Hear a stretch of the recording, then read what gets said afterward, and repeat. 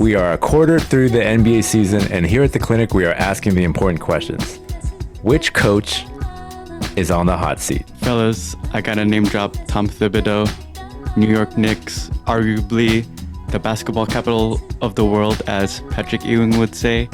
They missed the playoffs last year. The year before that, they got eliminated by the Atlanta Hawks.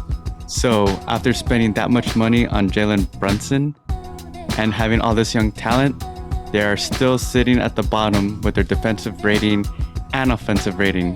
Can they get any worse is the question. A little bit of a surprise candidate here for me, but Chris Finch out in Minnesota, not totally his fault because that Gobert trade was probably going to go down as one of the worst trades in the last 25 years in the NBA, but with a big trade like that comes big expectations, and right now they are 12-12, sitting in the 11th spot, so they're not even in the play-in.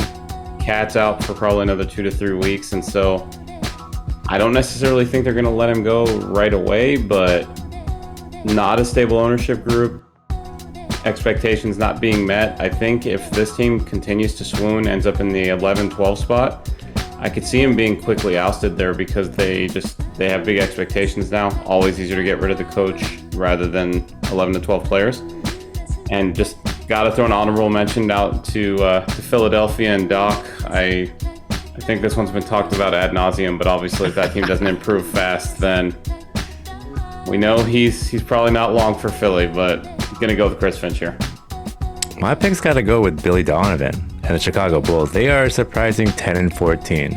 And I know Lonzo Ball's been injured, but they still have Zach LaVine. They got DeMar DeRozan. They have Vucevic. They have a really talented cast. They have Dragic off the bench. I mean, they are talented, and they should be way better than 10-14. So I'm going to go with Billy Donovan on the hot seat here.